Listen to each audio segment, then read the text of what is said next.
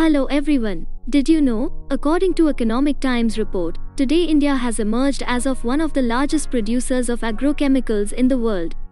Yes, India is emerging as of one of the largest producers of agrochemicals in the world, mainly due to the government's agriculture-focused initiatives to increase production and reduce crop loss. Nevertheless, the agrochemicals market reached an estimated value of $7.2 billion United States dollars in 2021, with a total pesticide consumption as of 62,000 metric tons in 2021. However, if you try to study on Indian agrochemicals market, you will find some interesting insights, like the agrochemical market in the country is dominated by the demand for insecticides and fungicides. Both insecticides and fungicides together accounts for 75% of the total consumption. As the central government focuses on promoting sustainable agriculture practices, there is an increase in the use of biopesticide, which now accounts for 15% of the market. On the other hand, Indian crop market, which includes majorly 4 types of agrochemicals products, has also witnessed growth and expected to grow further too. So now, we will cover a company called PI Industries, which belongs to agrochemicals industry that may benefit from various tailwinds in long run. So let's begin the research with the introduction of the company. PI is a leading player in the agrochemical space, having a strong presence in both domestic and export markets. It has state-of-art facility in Gujarat, having integrated process development teams with in-house engineering capabilities. PI has exclusive rights from several global corporations for the distribution of its products in India. It constantly evaluates prospects to further expand its product portfolio. Moreover, the spectrum of services that PI provides to its customers are interwoven and spread across its value chain, ranging from research and development, product and application development, registration, manufacturing, marketing and distribution, and customer connect initiatives. Now we will analyze business structure of the company. Well, the business structure will help you to understand business model and revenue model of the company better. So the PI Industries has mainly 2 business under which it operates. One is CSM and second is domestic. Under Custom Synthesis and Manufacturing Solutions, or CSM segment, the company entire gamut of service offerings mentioned below: process research and development, analytical method development, synthesis of reference standards, structure elucidation and synthesis of impurities, and many more. However, the global CSM market is between $6 billion to $8 billion, in which PI Industries Limited constitutes 7 to 10% market share. On the other hand, under domestic business, company follow 3 strategies: in licensing the molecules, joint venture and co-marketing, and last is branded generics. So, we hope that now you must have a fair idea about the business structure of the company. Let's know the revenue segment of the company.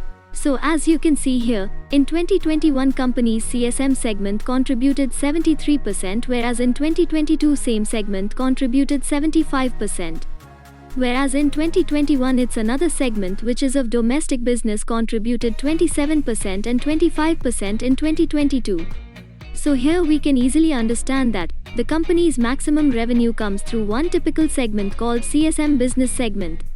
Now we will move ahead to shareholding pattern of the company. As on the 31st of March 2022, in company promoters are holding 46.74% of shareholding.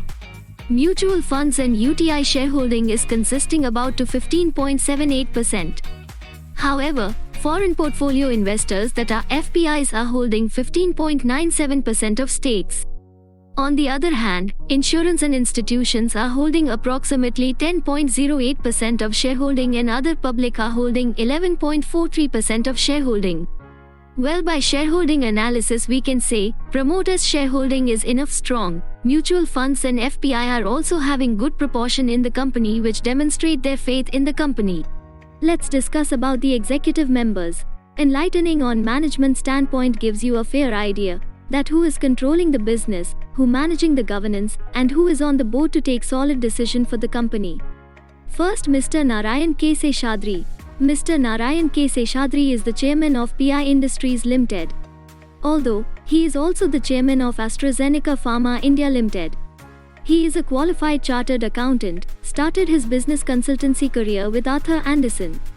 He has more than 30 years of experience in the field of accounting, auditing, litigation support, etc., and industry experience includes manufacturing, process, healthcare, financial services, utilities, infrastructure and technology. Second, Mr. Mayank Singhal. Mr. Mayank Singhal is the promoter of the company. He is working as a vice chairman and managing director of the company. He is an engineering and management graduate from UK, rose to become its joint managing director in 2004, managing director and CEO with effect from December 1, 2009, and subsequently its vice chairman and managing director from the 9th of September 2019. Moreover, he got a rich experience of over 2 decades in the fields of chemicals, intermediate and agrochemical industries. Third, Dr. Raman Ramchandran. Dr. Raman Ramchandran is working as the managing director and CEO of the company. Moreover, he has done his PhD from the University of Adelaide and AMSc in Agriculture from the Indian Agricultural Research Institute, New Delhi. Before joining PI Industries, he was the chairman and managing director of BASF India and head of the BASF legal entities in South Asia. Now, manufacturing facilities. The company owns and operates 5 formulation facilities and also 13 multi-product plants under its 4 manufacturing locations. The company also commissioned 2 new multi-product plants in FY20. Further, company has more than 4,000 channel partners, more than 28 stock points and 70,000 plus retailers. Cost structure. Cost structure will you help to understand the expenses area of the company. Basically, it will help you to understand where company is incurring major expense. So, during the year, company has reported 55.68% expense of net sales on raw material. Purchase of finished goods expense stood at 3.28%.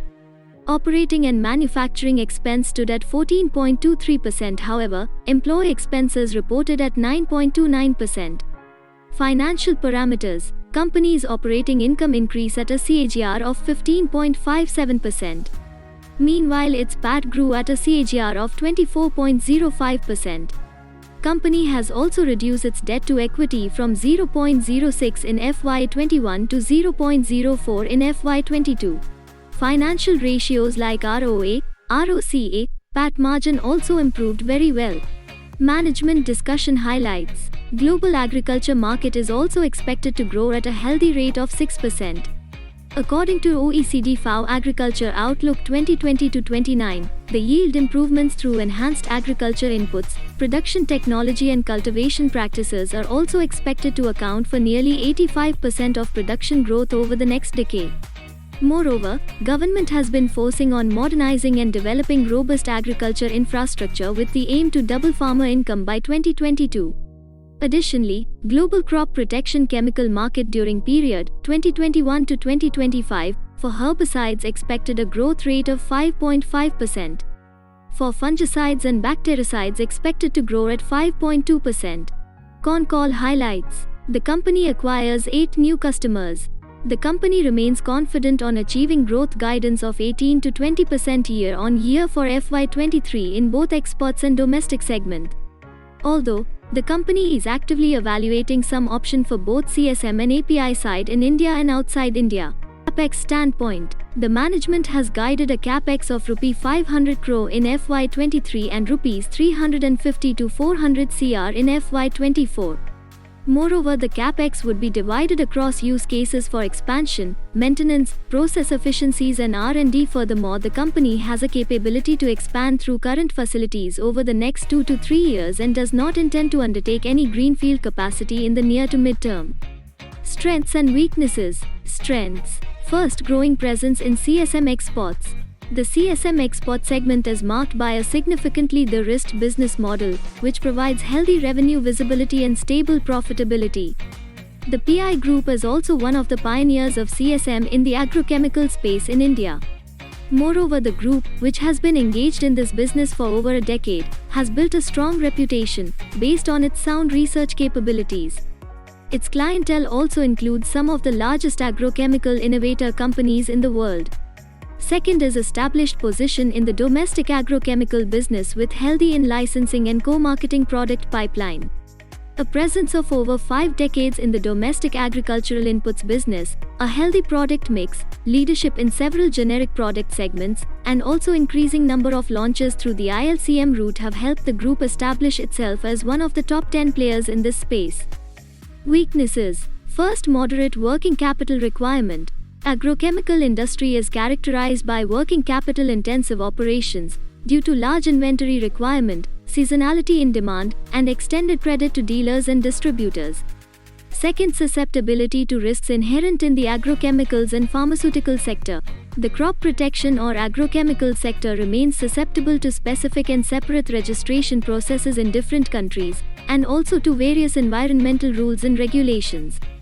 Change in regulatory requirements, such as export and import policies and environmental and safety requirements, could also impact growth prospects. That's it for today. Check out our blog section for more meaningful in-depth insights. Link in description box. Like our video if you find anything valuable, and comment if you have any query.